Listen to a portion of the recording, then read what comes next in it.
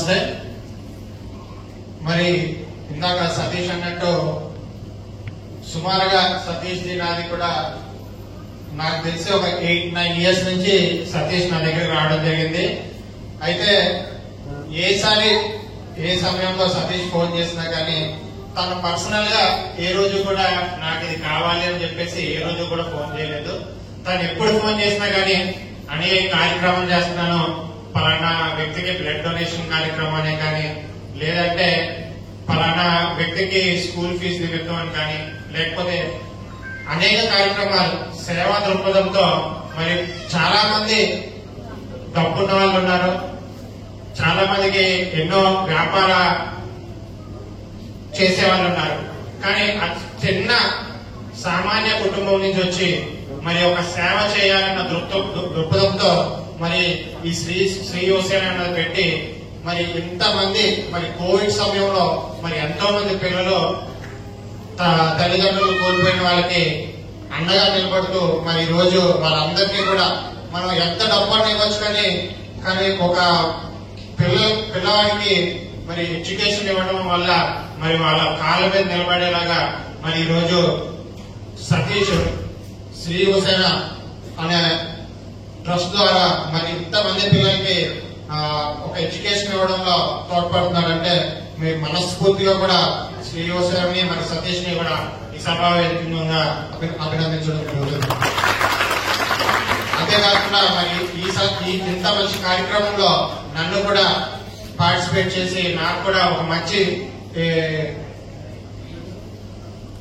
ఇలాంటి అవకాశం కలిగించినటువంటి మరి సతీష్ కి మరొకసారి ధన్యవాదాలు తెలియజేసుకుంటూ మరి తప్పనిసరిగా మరి ఏ సహాయ సహకారాలు కావాల్సినా కానీ నేను తప్పనిసరిగా శ్రీ యోసేనకి ఎల్లప్పుడూ అందుబాటులో ఉంటానని చెప్పేసి ఈ సందర్భంగా మీ అందరికీ కూడా తెలియజేసుకుంటూ సెలవు తీసుకుంటున్నాను. Thank you.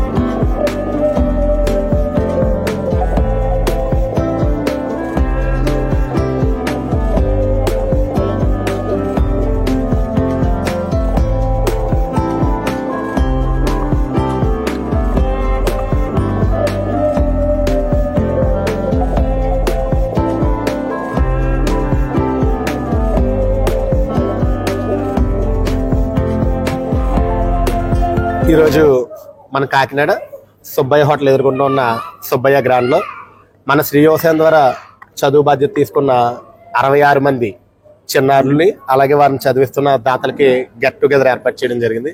ఈ కార్యక్రమం ఈరోజు ఎందుకు ఇక్కడ ఏర్పాటు చేసామంటే ఈ విద్యా సంవత్సరం బాధ్యత నిమిత్తం 66 మంది పిల్లలకి కూడా 18,84,238 రూపాయలు ఈ విద్యా సంవత్సరం నిమిత్తం ఫీజుల్ని దాతల సహకారంతో పే చేయడం.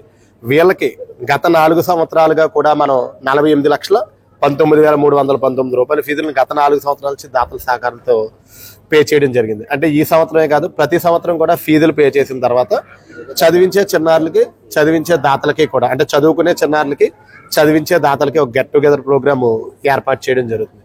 ఎందుకు ఈ కార్యక్రమం ఏర్పాటు చేస్తున్నామంటే మన శ్రీ యోసేన ద్వారా పిల్లల్ని చదివించాలని బాధ్యత తీసుకున్నప్పుడు కరోనా సెకండ్ వేవ్లో 18 మంది మధ్యతరగతి కుటుంబాల్లో తండ్రిని కోల్పోయిన చిన్నారుల బాధ్యతతో మొదలై ఈరోజు 4వ సంవత్సరం వచ్చేసరికి అది 66 మంది చిన్నారుల సంఖ్య వెళ్ళింది.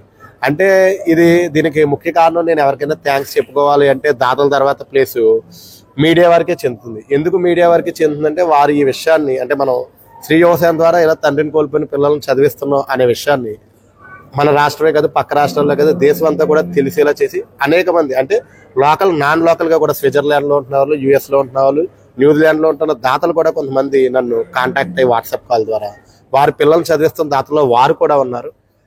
ఈ రోజు 66 కాస్త రేపు ఫ్యూచర్ లో నెక్స్ట్ ఇయర్ ఎంతకెళ్తుంది కొద్ది కూడా పెరుగుతూ వస్తుంది.